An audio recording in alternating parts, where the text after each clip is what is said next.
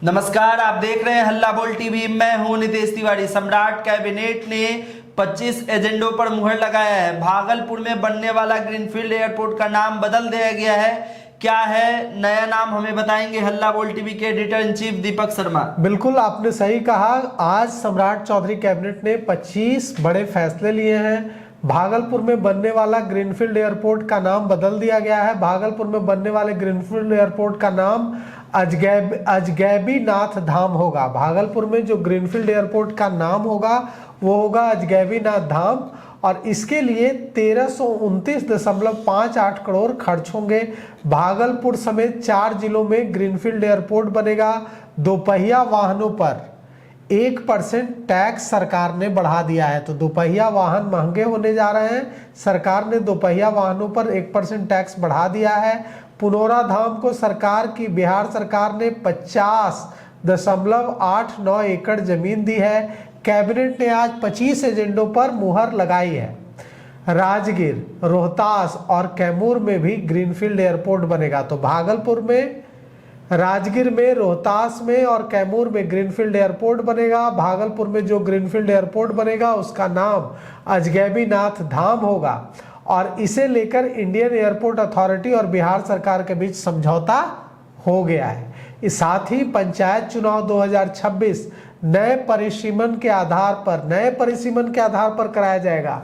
तो पंचायत चुनाव जो 2026 में इसी साल होने जा रहा है, यह नए परिसीमन के आधार पर होगा। यह परिसीमन 2011 की जनगणना के आधार पर होगा। मुख्यमंत्री सम्राट चौधरी की अध्यक्षता में कैबिनेट की बैठक में यह फैसला लिया गया है।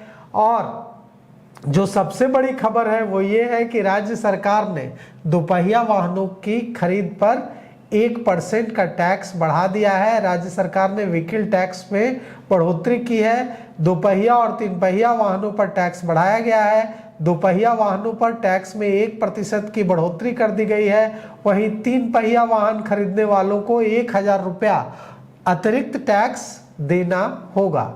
तो जो दोपहिया वाहन बाइक खरीदेंगे उनको 1% ज़्यादा टैक्स देकर खरीदना होगा, मतलब दोपहिया वाहन खरीदना महंगा हो गया। और 3 पहिया वाहन खरीदने वालों को 1% तो नहीं, लेकिन 1000 रुपये उन्हें बढ़ाकर देना होगा। साथ ही साथ कमर्शियल वाहनों के टैक्स में 4% की वृद्धि की गई है। तो सीतामढ़ी के पुनौरा धाम स्थित माता सीता जन्मस्थली को अयोध्या के तर्ज पर विकसित करने का भी फैसला सरकार ने लिया है। इसके लिए कैबिनेट में ट्रस्ट डीड को मंजूरी दी गई है। 50.89 एकड़ जमीन मंदिर न्यास समिति को निःशुल्क हस्तांतरित करने की भी स्वीकृति सरकार की ओर से दे दी गई है। सरकार ने कई तरह के टैक्स बढ़ाए हैं। सरकार ने फैसला लिया है कि जो वाहन बेचने वाले डीलर और निर्माताओं पर लगने वाला ट्रेड टैक्स है उसे भी 4 गुना बढ़ाया जाएगा। मतलब वाहन बेचने वाले डीलर और निर्माताओं पर जो लगने वाला ट्रेड टैक्स था उसे भी सरकार ने 4 गुना बढ़ाने का फैसला लिया है। सरकार का कहना है कि लंबे समय से टैक्सों में कोई बढ़ोतरी नहीं हुई थी, इससे सरकारी खजाने को, राजस्व को नुकसान हो रहा था। अब नई दरें लागू की जा रही है।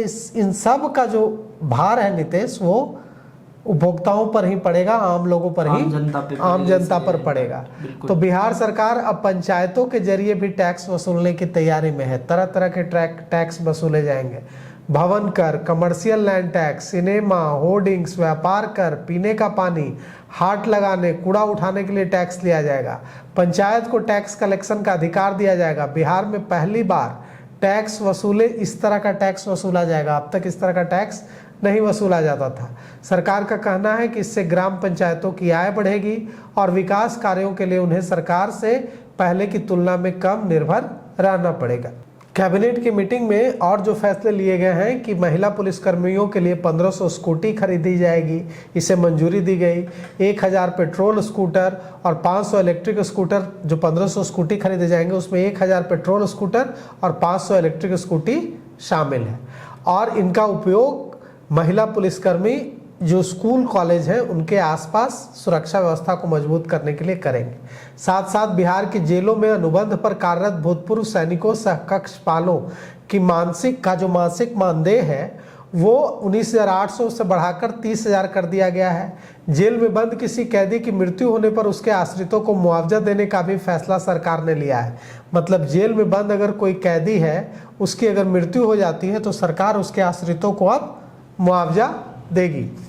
पश्चिम चंपारण जिले के समेकित थारूहट विकास अभिकरण के माध्यम से संचालित विकास योजनाओं की अवधि बढ़ाई गई है। अब ये योजनाएं 2025-26 से 2030-31 तक लागू रहेंगी। इसके लिए बजट में उपलब्ध राशि खर्च करने की भी मंजूरी दी गई है। पिछले कैबिनेट बैठक में सरकार ने 22 एजेंडों पर मुहर लगाई थी। इस बार सरकार ने 25 एजेंडों पर मुहर लगाई है और ये सारे 25 जो एजेंडे हैं वो बेहद अहम है। इन सब मामलों पे आपके क्या राय है, हमें कमेंट करके बताइए और देखते रहिए हल्ला बोल टीवी। शुक्रिया।